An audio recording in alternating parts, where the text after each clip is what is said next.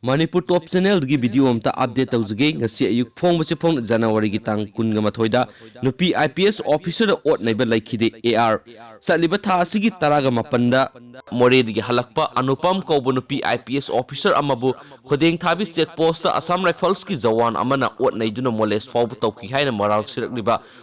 wafam asi yumpham yaudobni haina Inspector General Assam Rifle IGAR sakno thadorokpa serul amana hairi serul asina makata na hai numit asigi nuktul pung anirom tarakpada tata sumu amawo masu registration number MN01G6243 ama National Highway number 102 da more digi Impal tamna lakpada khodeng thabi check post mapada mafam adu da hana check tawnaba queue da leramba gari sing adu kanthok check tokphom adu lanthok tuna satkhina honaki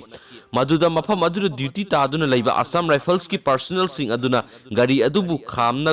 khamlaga maduda tonglakliba miyoi sing adubu masak taknaba amadi check post aduda khamdana satke tawriba adugi maram hangkhe maduda gari aduda civil dress ta tonglakpa nupi officer amadi khulai paiba mahaki escort sing aduna phajadaba wahai sing sijin aduna masin khumba haurakhe masi gari aduda yauriba singningai oiba potlam sing check tawdunaba oiramba yai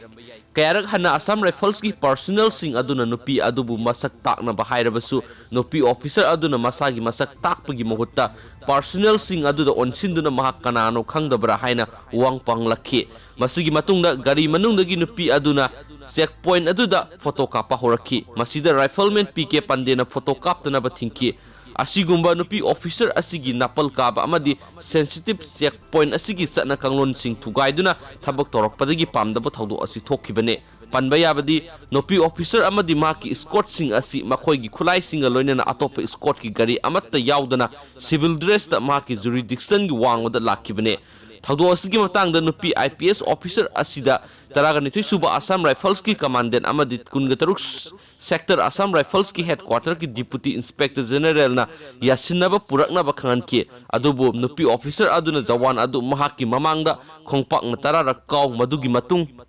da yasinaba puraksi haina phongdoki hairi serol asina makhata na hai lakliba Republic Day asigi yenglaga National Highway 102 Impal more lambi asi hanadagi hena akan mamongda section thorong lokhatuna lairibane asigumba matamasida counter emergency ki yamna sensitive oiba mafam amasu oiriba khudeng thabi check post asida mangjong nuna paw amata su pirakpa tawduna khulai pairaga civil dress ta lakpa asina mafam asida duty tawduna lairiba personnel singdadi achauba apanba ama oire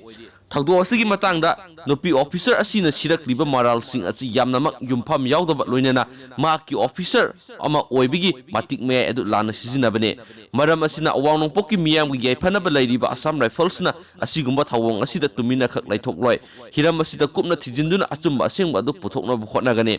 January 18 gi thawdo adugi matangda Assam Rifles na thijinbada IPS officer anupam asi maki official duty manungda law na yadaba mongda Myanmar da sangduna singnaningai oiba potlam khara laiki haiba khangmangamle mahana Myanmar da sangduna singnaningai oiba potlam sing adu lairaga maki gari adu da hapsinba adugi video Assam Rifles ta laire hiramasida makhata na kupna thijinbagi tangai fadaba lairi loinana video sing asi matang sabada media da thadorakani haina su sairol asida palle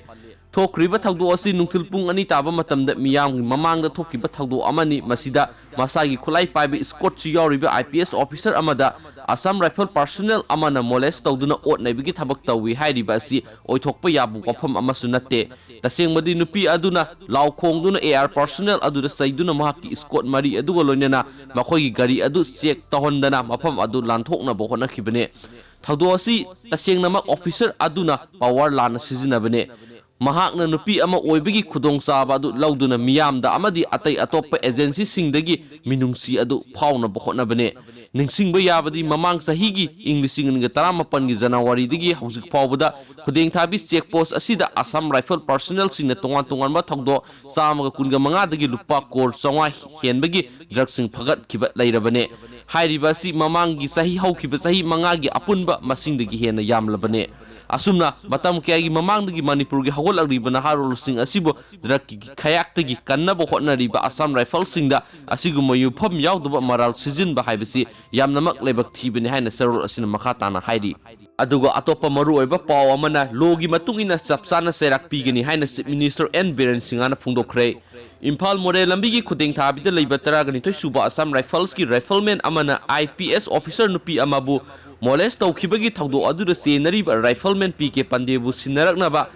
IGAR South Khankhre logi matungina chapchana serak pigani haina Chief Minister N Biren Singana phungdokre Imphal gi ahanba Manipur Rifles Parade Ground da pangthokpa statehood day gi thoramda athoiba mithung ama oina saruk yaba lakhiba Chief Minister N Biren na pawmising da hangba wang gi pakhum piraduna hai thawdo adugi paw phangbaga DGP ga paw phawnaraga thawdo adugi matangda FIR ama lakhotkhre IGAR South su logi matung inna FIR ama lairabana personnel adu police khusinnarakna bakhankhre maki mathakta legal action chapchana logani hairi miyo edu sinnaraktabagi matangda hangba wangi pakhumda makhoi gisu force ama oibana makhoi gi oiba tonganba procedure ama lairamba yai adubu lokhot pamthokpa legal action soidana logani haikhi